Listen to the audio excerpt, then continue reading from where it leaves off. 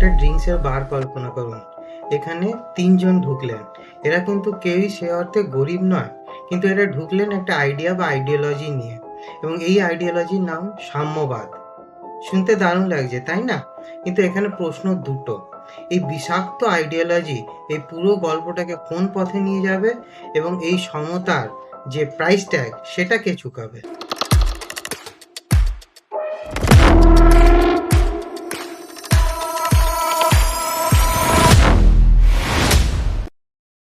নমস্কার বন্ধুরা। হঠাৎ ফেসবুক স্ক্রল করতে করতে একটা গল্পের সম্মুখীন হলাম। সেই গল্পটাই আজকে আপনাদের শোনাবো, এবং গল্পটা পুরো শুনুন। এবং সাম্যবাদ এই সমাজের জন্য ক্ষতিকর কিনা সেটা গল্পের শেষে আপনারাই বিচার করুন। যে গল্পটা এরকম ভাবে শুরু হচ্ছে যে একটা উইকেন্ডে একটা ড্রিঙ্কস বারে ৩ জন কমিউনিস্ট গেল। একজন অর্ডার করলো ৫০০ টাকার ককটেল ড্রিঙ্ক, একজন অর্ডার করলো ২৫০ টাকার হুইস্কি, আর একজন অর্ডার করলো ১০০ টাকার একটা সস্তা বিয়ার। তো যাই হোক, ড্রিঙ্কস তো হলো, কমপ্লিট হলো। এবার তারপরে বারটেন্ডারকে বিল আনতে বলা হলো। তো বারটেন্ডার জিজ্ঞেস করলো যে বিলটা আলাদা আলাদা হবে না একসাথেই হবে। তখন ওরা বলে উঠলো, না, বিল তো একসাথেই হবে, আমরা ভাগাভাগি করে নেবো, সমান সমান ভাগ হবে। বিচারধারার ব্যাপার, আদর্শ, সাম্যভাগ, সমানভাবে ভাগ তো হতেই হবে। যাই হোক, তো পরের সপ্তাহে উইকেন্ডে আবার ওরা এলো, একই ঘটনা রিপিট হলো। কিন্তু এবার ওরা বিলটা আলাদা আলাদা ভাবে চাইলো। তখন বারটেন্ডার স্বাভাবিকভাবে প্রশ্ন করলো যে আপনারা তো কমিউনিস্ট, তো যখন কমিউনিস্ট তখন আবার আলাদা আলাদা ভাবে কেন পেমেন্ট করবেন, সমানভাবে ভাগ করে নিন। অগত্যা তাই করতে হলো, সমানভাবে ভাগ করে নিলেন।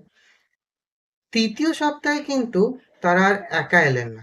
তারাও তাদের সমর্থক দলবল নিয়ে এসে স্লোগান করা, স্লোগান দেওয়া, প্রতিবাদ করা এইসব শুরু করে দিলেন বারটার সামনে। বারটেন্ডার তো ভয় পেয়ে গেল। গুড়িয়ে দাও, ভেঙে দাও, এই তো স্লোগান ওদের, তাই না? Violence is a part of communism. তো এইসব স্লোগান চলছিল। বারটেন্ডার ভয় পেয়ে গেল।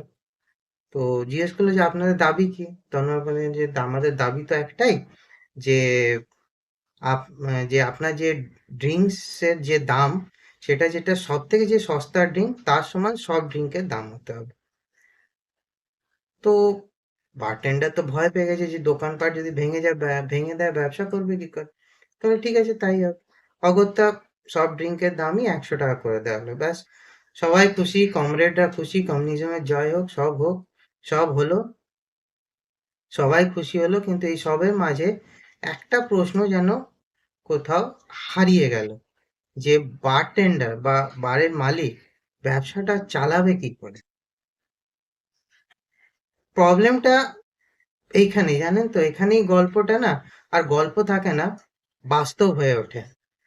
যখন আপনি যখন দাম আর্টিফিশিয়ালি কমিয়ে দেওয়া হবে, যখন লাভকে অনৈতিক বলা হবে, যখন উৎপাদন আর ঝুঁকির দাম শূন্য ধরা হবে, তখন কেউ আর ব্যবসা চালাতে পারে না।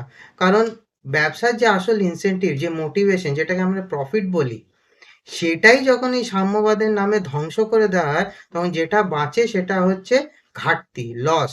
আর লস দিয়ে ব্যবসা চলে না। এইটাই হচ্ছে এই সাম্যবাদ, এই ব্যবস্থার আহ, মূল কুফল। এই ব্যবস্থাটা শুধু ফল চায়, কিন্তু তার দায়টা ভাগ করে নিতে চায় না। যাই হোক, গল্পে ফিরি। কয়েক সপ্তাহ পর আবার তারা ফিরে এলো। কিন্তু এবার এসে দেখলো যে বারটা বন্ধ হয়ে গেছে। বারের সামনে আউট অফ বিজনেস বোর্ড টাঙিয়ে দেওয়া হয়েছে। অটোমেটিক্যালি এটা দিয়ে মানে তখন আবার ওরা ওই বারটা ছেড়ে দিয়ে অন্য বারে গেল, আবার এখানে ওই সেই একই সাম্যবাদের গল্প চালাতে। যাই হোক, তো ব্যাপার হচ্ছে সাম্যবাদ দিয়ে বিলটা একসাথে ভাগ করে নেওয়া যায়, কিন্তু অর্থনীতি বাস্তবতা দিয়ে চলে। সাম্যবাদের নীতি বা কোনো একটা আইডিওলজি দিয়ে অর্থনীতি চলে না। অর্থনীতি বাস্তবের উপর ডিপেন্ড করে। আর ঠিক এই কারণে যেখানে যেখানে এই কমিউনিজম, সাম্যবাদ এইসব এরা যখনই রুল করেছে, যখনই এরা নিজে বানিয়েছে, তখনই মানুষের কর্মসংস্থান হারিয়েছে, লাখে লাখে কারখানা বন্ধ হয়ে গেছে। বেঙ্গলের এক্সাম্পল নিয়েই দেখুন। এইভাবেই চলেছে। কারখানাগুলো বন্ধ হয়ে গেছে কিসের জন্য? এই হুলিগানিজমের জন্য। এই এদের এই স্লোগান আর আর এই সাম্যবাদ এরাই নষ্ট করেছে এটাকে। যাই হোক, এইটাই ছিল বেসিক্যালি গল্পটা। তো আপনাদের গল্পটা কেমন লাগলো? এবং সত্যি সাম্যবাদ কি ক্ষতিকর এই সমাজের জন্যে? আপনারা কি মনে করেন? কমেন্ট করবেন, ভিডিওটাকে শেয়ার করবেন, লাইক করবেন, আরো ছড়িয়ে দেবেন অন্যদেরকে, অন্যরা কি মনে করে সেটা দেখবেন। নমস্কার।